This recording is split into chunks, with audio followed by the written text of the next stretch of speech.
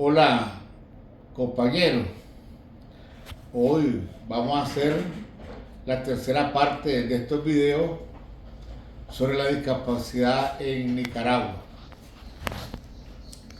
Después de 1984, la situación de las personas con discapacidad mejoró mucho. Esto inició sobre todo con la creación de la Casa Nacional de Apoyo al Combatiente, que permitió una mejor atención a nivel nacional, y que el ISBI en ese momento empezó a crear los programas especiales para las personas con discapacidad. En ese momento estaba un poco más fuerte la guerra en Nicaragua. Entonces se crearon otras nuevas instituciones. La primera de ellas fue la Fábrica Nacional de Sillas de Ruedas, de la ORD, que es la organización que yo pertenezco. Se fundó con apoyo de unos compañeros de California, que Sillas de Ruedas del Mundo, y Suecia.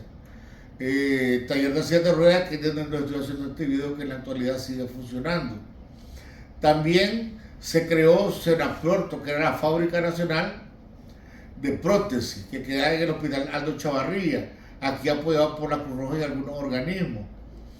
Aquí se empezó a fabricar prótesis a las personas con discapacidad, y además brindarle rehabilitación a las personas con discapacidad físico-motora. También en ese momento se creó el albergue nacional de la Casa Nacional de Apoyo al Combatiente, la que permitía que el compañero combatiente o el miembro del ejército que resultaba lesionado tuviera un lugar donde estar para mientras sufría o mientras esperaba las operaciones y estaba en su proceso de rehabilitación. Y como muchos compañeros eran de muy largo, entonces esta casa albergue era fundamental, porque era donde ellos estaban entre operaciones, porque claro, el hospital estaba lleno.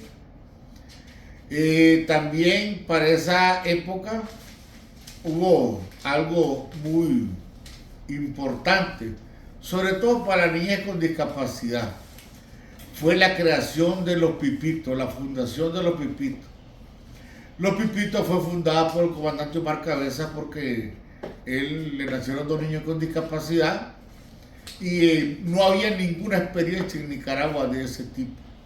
Entonces el comandante Omar creó a los Pipitos, y con padres con niños con discapacidad que están hasta la fecha funcionando, y han venido a cubrir un espacio que no había, muy importante, porque no solo es organizarse como padres, sino también avanzaron hacia la rehabilitación, la atención temprana de la discapacidad, la creación de algunas clínicas para atención a los niños con discapacidad en todo el país.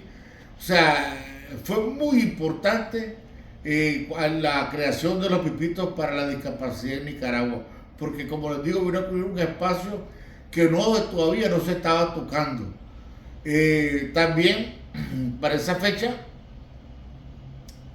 nuestro gobierno promovió la inserción laboral para las personas con discapacidad. En ese momento un buen grupo de personas con discapacidad ciego visual fueron a trabajar a la fosforera, y teniendo un empleo digno, y otro grupo fue a trabajar a la Sacomacén. ¿Cuál es la importancia de este trabajo? Es que ya las personas con discapacidad de la vista, ciego, ya no se les miraba, y ya no iban a ser aquellas personas que estaban acostumbrados por la cultura de los gobiernos de Somoza, que una persona ciega estaba inducido a la mendicidad, a vivir de la milimonía y de la caridad pública. No, a partir de ese momento ya un buen grupo de más de 70, 80 compañeros pasaron a trabajar en estas empresas, y sobre todo rindiendo muy bien, cumpliendo las expectativas que se había creado, y teniendo un ingreso fijo, estable, permanente. Hubieron otras experiencias también en esa época que a otros compañeros se les mandó, me acuerdo que a la Chipirul, a otros compañeros se les mandó a otras imprentas, a unas imprentas, o sea, a compañeros sobre todo con discapacidad visual. Se les mandó a varias empresas para que pudieran insertarse laboralmente. También en esta época hay que reconocer que había dos casos que todavía estaban con dificultades. En este caso, los mineros.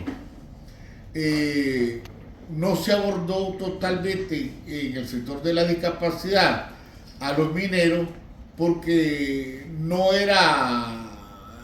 estaba prácticamente en el sector. Sí había mineros con lesiones, sobre todo de los pulmones y eso. Entonces se creó una ley específica para atender a los mineros que hayan quedado con lesiones en los pulmones ya por trabajar en las minas.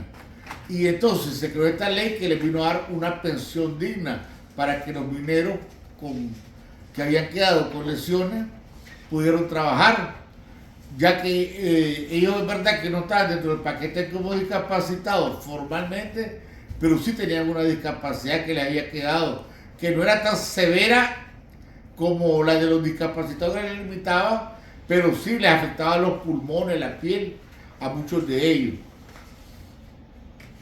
También se creó otra ley que vino a beneficiar a servidores de la patria.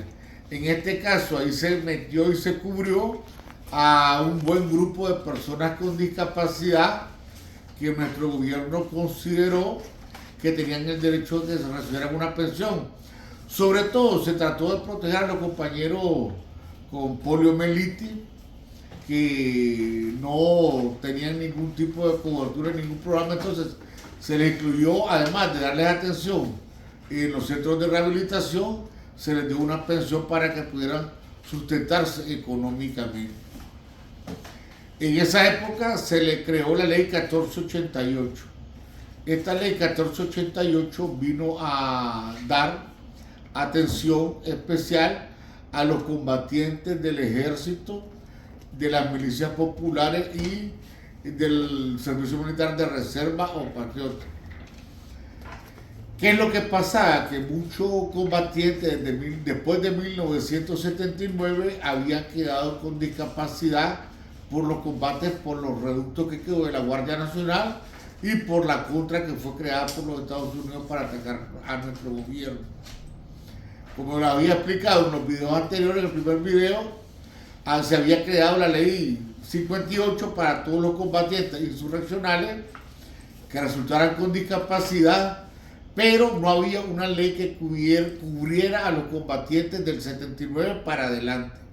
Entonces, esta ley 1488 vino a hacer ese tipo de cobertura para darle una pensión y además brindarle atención directa a través de la Casa Nacional de Apoyo al Combatiente a todas las personas con discapacidad resultados con los combates con la Guardia Nacional.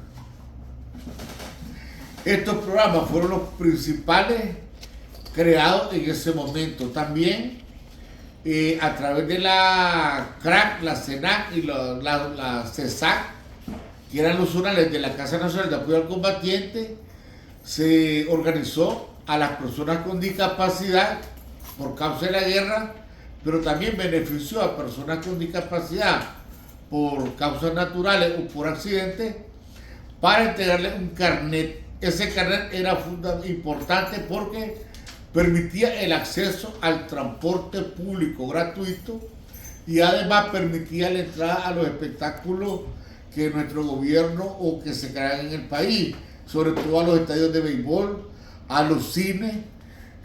Yo muchas veces fui a los cines y no pagaba porque me presentaba mi carnet y estaba exonerado el pago del cine.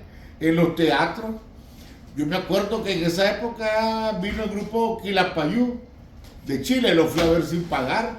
¿Por qué? Porque pagué con mi carnet y además en todas las rutas de transporte urbano uno podía montarse y con el carnet no pagaba, y también con los transportes interurbanos, porque había una empresa creada por el Estado para dar la cobertura de transporte urbano y nacional, y ahí se permitía pues que nuestro carnet tuviera validez. Esto vino a dar sobre todo bastante apoyo, impulso a las personas con discapacidad. Para esto también se fortaleció más el sector organizado de las personas con discapacidad, porque a través de los sectores de las organizaciones es que se brindaba este tipo de atención, este tipo de cobertura a nivel nacional. Compañero, este video que le hago ahorita es para hacerle esta pequeña remembranza. Más adelante vamos a seguir con otros videos, pero la idea es hacer historia de que cómo estamos atendiendo a las personas con discapacidad en esa etapa, sobre todo porque estábamos construyendo todo desde cero.